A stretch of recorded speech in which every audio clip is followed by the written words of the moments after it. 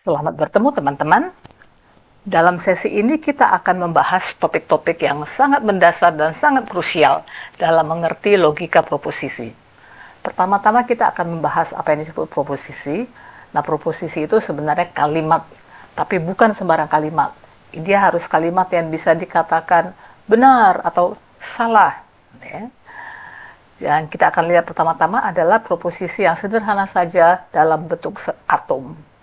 Kedua, kita akan diperkenalkan dengan connective atau penghubung, not, and, dan or, yang bisa dipakai sehingga kita bisa membangun proposisi atau kalimat yang majemuk, kalimat-kalimat yang lebih kompleks.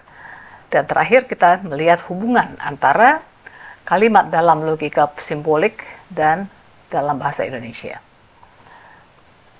Saya ingin memperkenalkan saya secara cepat logika proposisi itu apa. Kadang-kadang dia disebut logika proposisional atau propositional logic, kadang-kadang disebut logika kalimat, kadang-kadang kalkulus proposisi. Kalkulus ya, memang akan ada hitungan-hitungan.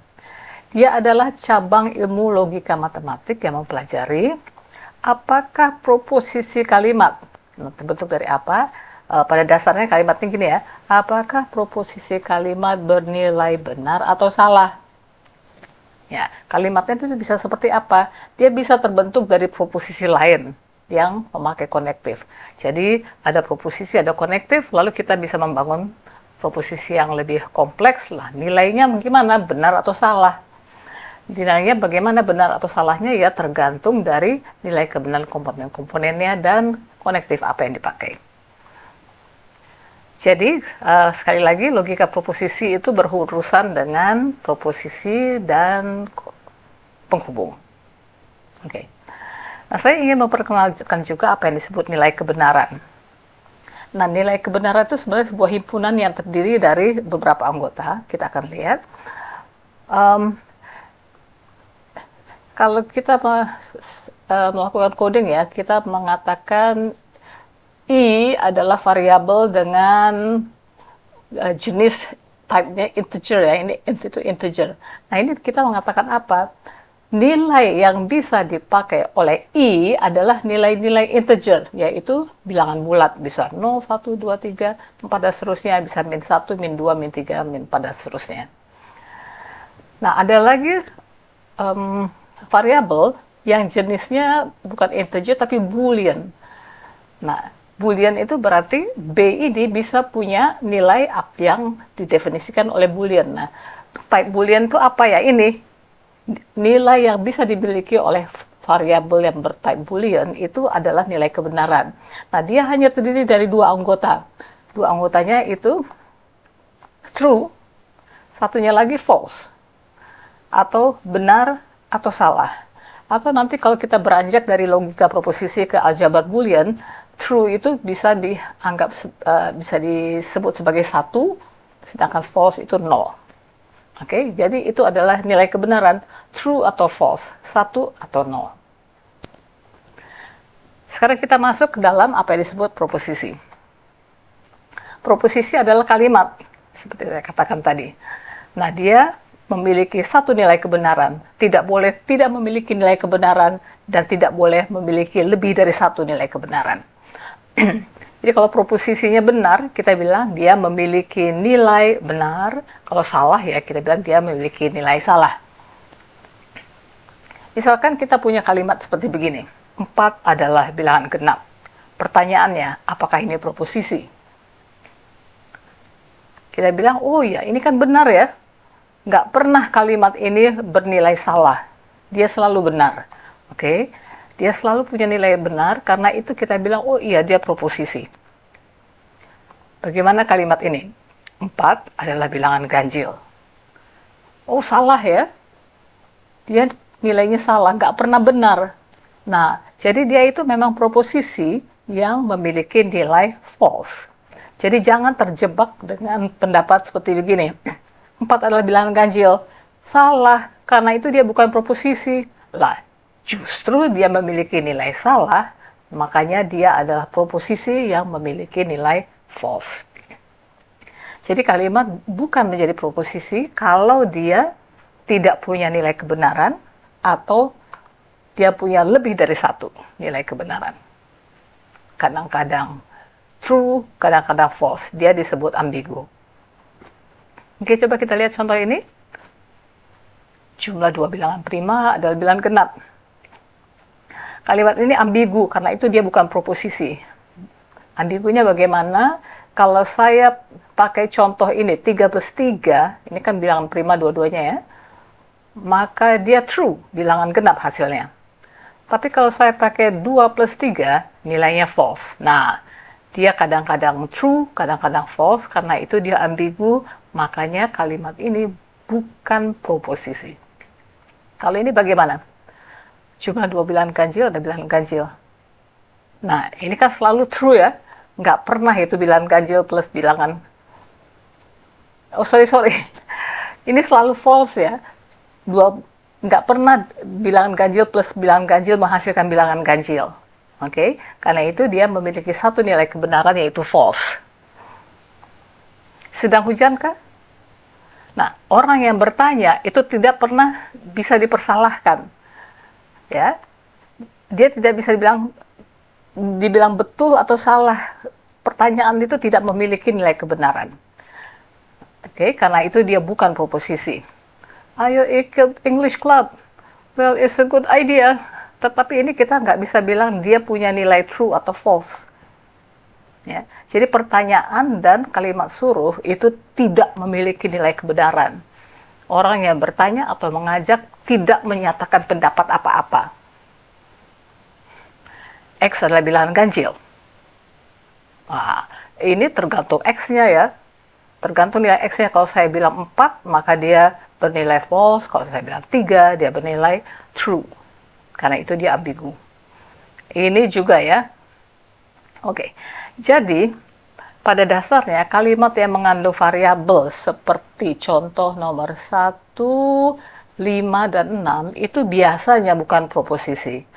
Kalimat nomor 2 itu sebenarnya ini variabel juga ya, dua buah bilangan ganjil, tetapi dalam hal ini dia adalah proposisi karena selalu nilainya false. Jadi karena itu saya katakan biasanya bukan proposisi. Oke. Ya kenapa bukan proposisi? Karena dia ambigu. Kita lihat juga bahwa kalimat tanya dan kalimat suruh bukan proposisi karena dia tidak memiliki nilai kebenaran. Oke? Jadi kita sudah melihat contoh-contoh kalimat yang adalah proposisi dan kalimat yang bukan proposisi. Oke, nah proposisi kalau kita ingin menuliskan dia dalam bentuk apa yang disebut bentuk simbolik, jadi kalimat bahasa Indonesia itu kan panjang-panjang.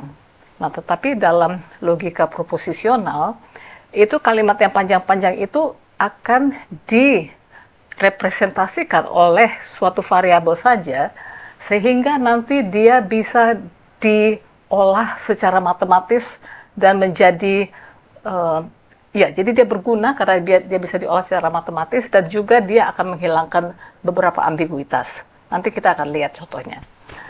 Jadi variabelnya saya sudah katakan tadi adalah variabel boolean.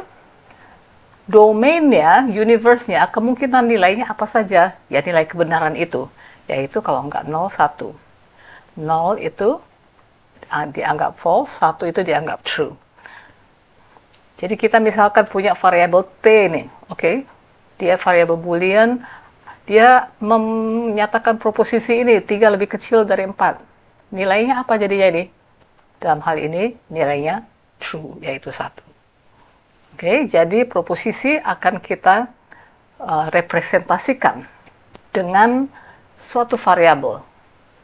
Variabelnya boolean, dia punya nilai 1 atau 0. Oke.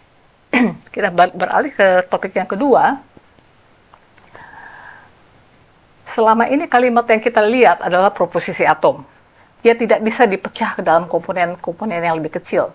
Jadi contoh seperti ini, 3 lebih kecil dari 4. Kita tidak bisa pecah dia menjadi kalimat yang lebih kecil.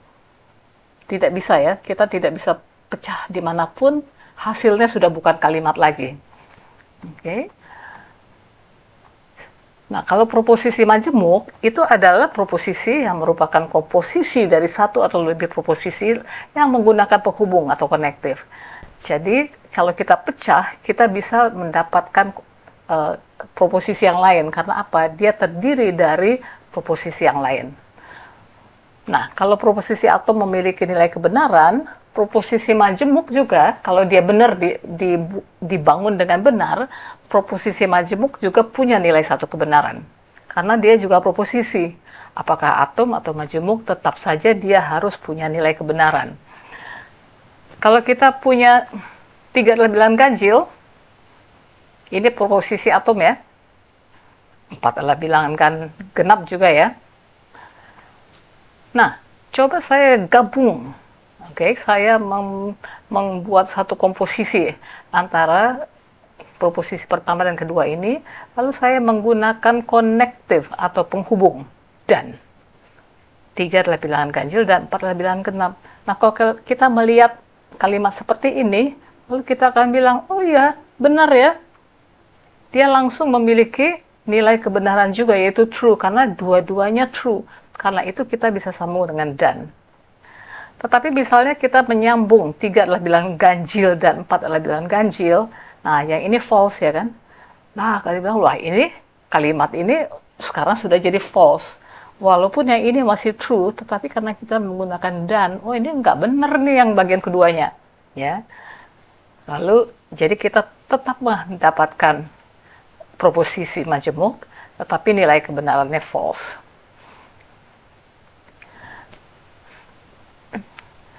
Jadi penghubung yang dipakai itu ada 3 penghubung yang paling mendasar. Oke, penghubung itu kadang-kadang disebut sebagai operator ya, operator atau logical connective. Yang pertama adalah not. Bukan, tidak benar bahwa.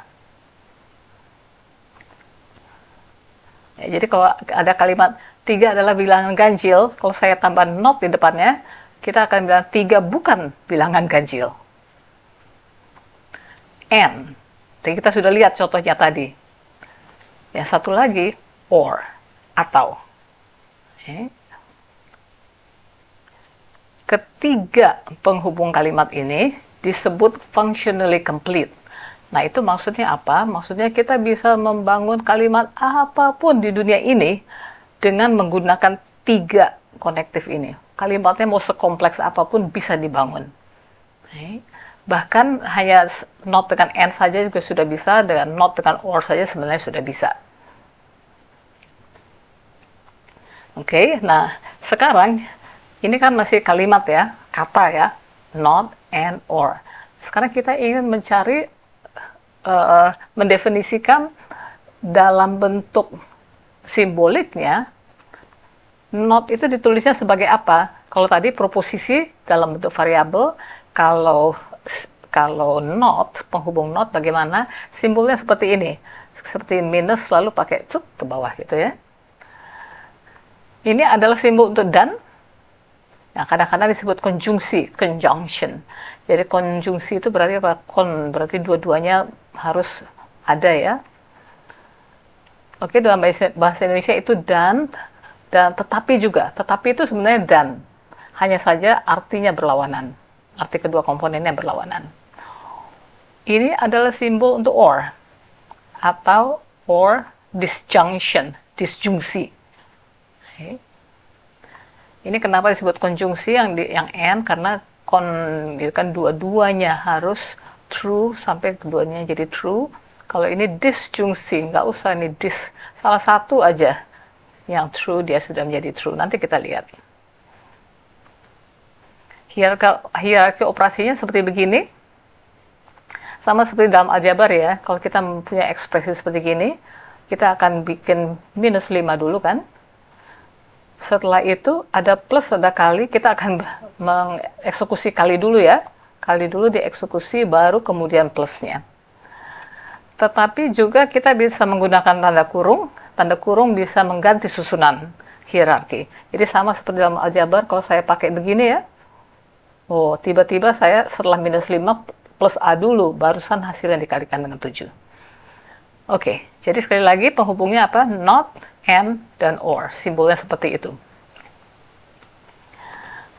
Oke, sekarang bagaimana ini kita menyusun kalimat dengan menyusun kalimat dengan penghubung-penghubung ini. Oke. Nah, dalam bahasa Indonesia, misalkan kita punya begini ya, 3 adalah bilangan ganjil. Nah, kita sudah mulai mencoba menyusun dia dalam bentuk simbolik. Kita kasih dia nama P, variabelnya P. Ini adalah variabel Q. 4 adalah bilangan genap.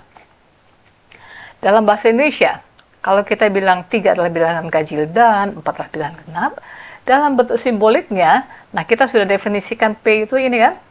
Kita bilang P, N, karena dia adalah dan, Q.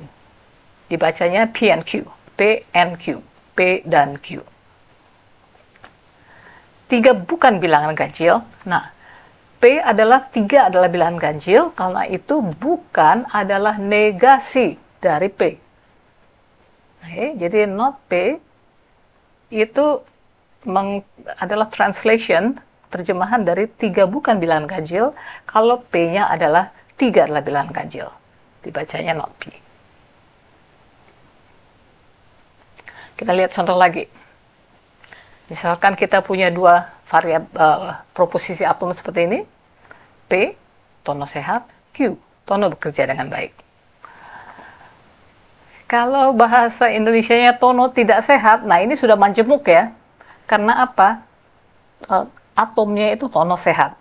Tono tidak sehat itu sudah bentuk majemuk. Dia berarti apa ini? P yang tidak benar, not P. Dalam bentuk simbolik. Tono tidak sehat, tapi tono bekerja dengan baik. Nah, tetapi itu sebenarnya adalah N, dan. Sebenarnya bisa dikatakan begini kan, tono tidak sehat dan tono bekerja dengan baik. Hanya saja karena artinya berlawanan, dalam ilmu bahasa kita diberi penghubung lain itu, yang namanya tapi. Tetapi secara logika, ini sama dengan dan. Oke? Jadi kita bilang tono tidak sehat adalah P, tono tidak sehat adalah not P, dan N, tono bekerja dengan baik, Q. Tono tidak sehat dan tidak bekerja dengan baik. Ini adalah not P and not Q. Tidak benar bahwa tono sehat dan bekerja dengan baik. Nah, dalam bahasa Indonesia ini agak susah dimengerti. Yang dikatakan tidak benarnya itu adalah kesatuan tono sehat dan bekerja dengan baik atau cuma bagian pertama, ya. Tapi kalau saya sebut seperti begini dalam bentuk simbolik, ini sangat jelas.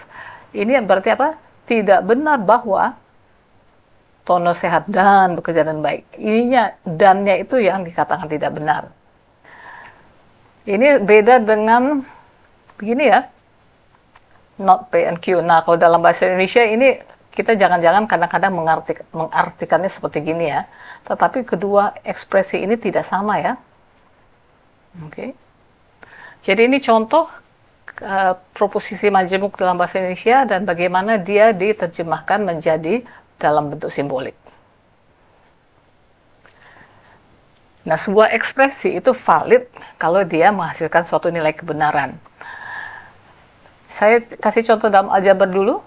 Ini adalah ekspresi dalam ini adalah persamaan ya dalam aljabar. Nah, A plus 4 itu adalah sebuah ekspresi aljabar. Dalam logika proposisional, misalkan kita punya true. Nah, persamaannya, atau nanti kita akan lihat, ini sebenarnya namanya ekuivalensinya. E ekuivalen dengan true. Nah, ini adalah true adalah ekspresi yang valid. Sama seperti kalau kita dalam aljabar ya mengatakan Y sama dengan 100. 100 ini kan konstanta. Nah, true itu adalah nilai konstanta dalam logika proposisional. Okay. Karena ini nilainya bilangan real mungkin ya, kemungkinan nilainya. Nah, sedangkan dalam logika proposisional kemungkinan nilai itu hanya true atau false. Jadi true atau juga false itu adalah konstanta di dalam logika proposisional. P. Jika P adalah variabel yang menyatakan proposisi, maka P aja bisa dianggap adalah suatu ekspresi yang valid. Sama seperti kita misalnya punya Y sama dengan A. Q juga kalau dia proposisi. true or false. Jadi misalkan saya bilang Y sama dengan 100 plus 7. Ya. Nah, ini kan or ini adalah operatornya ya, penghubungnya. Dia akan menghasilkan sesuatu nilai. Not P. Kalau P-nya true, not P-nya langsung jadi false. P or Q. Nah, P punya nilai kebenaran, Q punya nilai kebenaran. P or Q juga menghasilkan satu nilai kebenaran. Ini juga valid. Kalau ini, not Q menghasilkan suatu nilai kebenaran, tapi dia diapakan dengan P, nggak tahu ini. Oke, jadi ini tidak valid ya. Kalau begini, berarti P or Q-nya dieksekusi dulu, kemudian baru kita negasikan hasilnya. Nah, saya mau kasih ingat sekali lagi bahwa ini sangat beda dengan not P or Q ya. Jadi tolong hati-hati dengan tanda kurung, jangan di drop seenaknya. Sama seperti ini beda ya dalam aljabar ya. Kalau ini gimana? Ini oke ya? Karena not Q di-N-kan dengan P, hasilnya di-OR-kan dengan false. Kalau begini, ini nggak benar nih. Di sini diapakan ya dengan Q ya. Hasil ini diapakan dengan Q, tidak jelas. Nah, ini masalahnya plus ya. Plus itu bukan ekspresi yang valid di sini. Bukan penghubung. Penghubung yang valid hanya not, and, dan or. 25 juga bukan, karena dia bukan konstanta, bukan apa-apa di sini. Kalau begini gimana? Ya oke aja. Kalau kita mau pakai tanda kurung berapapun oke saja, tapi ngapain ya? Sebagai latihan, periksa apakah ini merupakan ekspresi logika yang benar. Ya, ini nomor D kayaknya nggak benar ini ya. Silakan cek. Sekian. Belum sekian ya, sorry. Ini lagi kalimatnya ini proposisi atau bukan. Kemudian di sini tolong terjemahkan kalimat-kalimat ini menjadi ekspresi dalam logika proposisional. Yang jelas seperti ini 3A ini ya. Bambang tidak kuliah. Padahal Q-nya Bambang kuliah. Berarti yang A ini adalah not Q. Sekian, dan jangan pernah berhenti belajar.